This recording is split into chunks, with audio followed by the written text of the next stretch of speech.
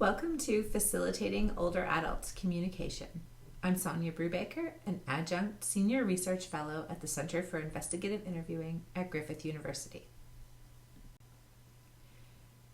In many parts of the world, the older adult population is growing, and there are so many valuable reasons to support effective communication, really with any population, but we'll talk about some reasons why it may be particularly important with older adults and how you can best support them. So we know that supporting people to communicate can foster their ability to have positive relationships and connections with other people, which is especially important for older people as their social circles become smaller. It also improves their ability to get the right health care when they feel able to communicate their experiences, when they feel listened to and not judged. We also know that, unfortunately, older adults are a high-risk group for maltreatment. Neglect in particular, but also financial, physical, emotional, and sexual abuse. So it's really helpful for professionals to be able to elicit good communication from them about their daily experiences. Being able to communicate one's experiences also aids generativity, which is just the human experience of contributing to and promoting the lives of oneself and of other people. And this kind of self-expression is really important for fostering feelings of empowerment and advocacy and well-being among older adults, which then in turn has benefits for, sort of all of these other factors as well. Now, research has identified a number of key barriers for older adults to reporting sensitive information, like maltreatment, like medical concerns, for example. Now, among the many barriers that there are, I'm just going to talk about a few, but a desire for privacy, right? So a feeling that personal issues are personal issues and not for broadcasting. A majority of older adults also talk about fear of consequences for their disclosure and shame. And a large minority tend to kind of minimize their experiences, like it's not that bad, I don't want to be seen as complaining, I don't want to be a burden. So all of these concerns, as you can see, have major implications for their willingness to share. Then in terms of memory, so for older adults who are experiencing typical aging, so without degenerative memory impairment, there is evidence of some forgetting. So we know that adults aged around 75 and older do show some reduced recall compared to older adults aged 60 to 74.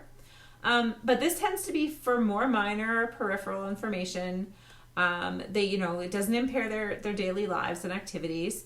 And what's really important is they can recall their experiences with good detail and accuracy when they're questioned appropriately. So let's talk about how to do that. There's many ways to facilitate older adults' effective communication, and you can learn more about the training that's offered on these topics at the Center for Investigative Interviewing's website. So first of all, be patient. Take a slow pace with your questions, make good use of silence.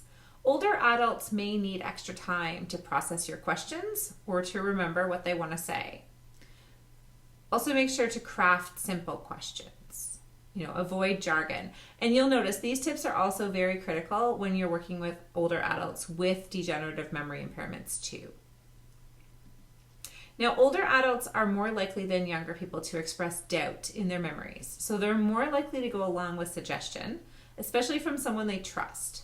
So it's really important to avoid suggestion in your questions. We often think we need to help out vulnerable populations by providing more information, by providing suggestions to make questioning feel easier. But actually this increases error and it takes power away from the person that you're questioning. Now, on that note, also don't assume they need help. Avoid biases. Believe in their ability to communicate their experiences and in your ability to elicit them. Be supportive. So a friendly, kind demeanor and a non-judgmental attitude really does go a long way. Part of being supportive is being able to empower your older adult clients however you can. So if you can give them choices like where to sit or the time of day to chat, they may be at their best and more able to communicate their experience. Along those lines, make sure that they're also feeling comfortable, accommodate them physically.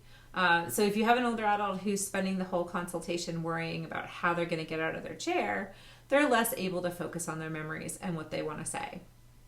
And perhaps most fundamentally is ask open-ended questions. Okay, those are questions that don't constrain the respondent to a specific type of response. So like if you ask them, what did they have for dinner last night? That's a specific question, and they're going to answer it with the dinner type.